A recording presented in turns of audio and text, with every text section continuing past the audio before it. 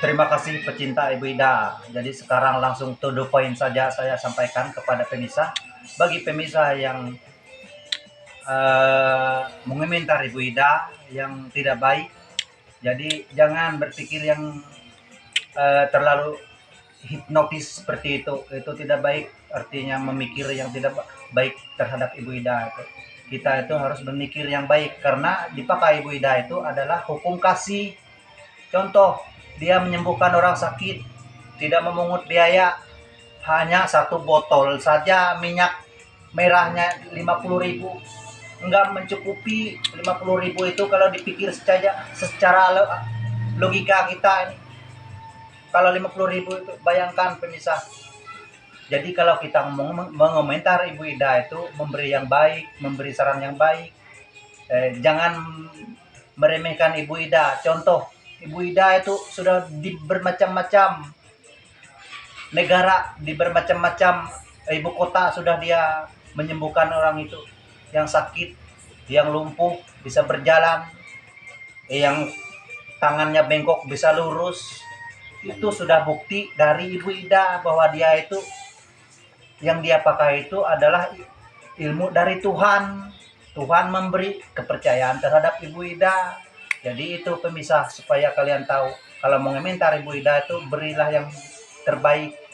Karena yang dipakai kita itu adalah harus hukum kasih seperti yang dibawa oleh Ibu Ida itu. Jadi kalau pemisah memikir yang tidak baik atau memikir yang buruk terhadap Ibu Ida, maka Tuhan membalas terhadap pemikiran pemisah yang buruk terhadap Ibu Ida. Karena kalau kita memikir keburukan terhadap orang, itu sudah tentu 100% diri kita sudah yang buruk dipikir Tuhan. Karena kita memikir Ibu Ida itu buruk.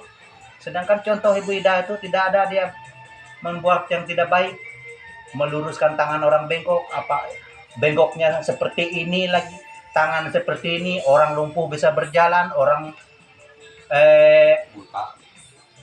bisu bisa bicara. Bayangkan keajaiban dibawakan oleh Ibu Ida itu tidak semudah itu. Saya yakin pemisah, mungkin pemisah ini tidak percaya karena kita tidak melihat Tuhan. Itulah Tuhan kita Ibu Ida yang nyata, yang bisa meluruskan tangan orang patah, tangan orang bengkok, keseleo, orang lumpuh bisa berjalan juga, apalagi orang tuli bisa mendengar, orang bisu bisa bicara. Bayangkan itu pemirsa, kalau kita mengomentari Ibu Ida tuh beri yang terbaik lah, karena sekarang sudah dunianya sudah semakin sempit. Jadi pemikiran pemirsa ini mungkin sempit. Jadi kita tidak memikir dunia itu sempit, itu lebar. Karena contoh, kalau kalian mengetuk pasti dibuka, kalau kalian mencari pasti mendapat. Itulah artinya hukum kasih yang kita pakai pemirsa.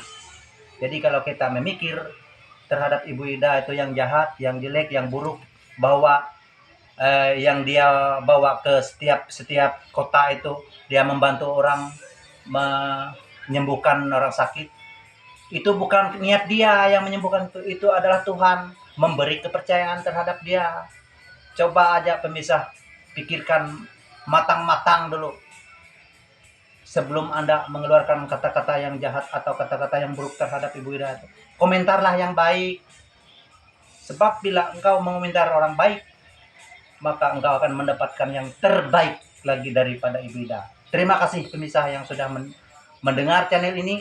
Mudahan pemisah bisa mendapatkan yang lebih terbaik lagi. Amin.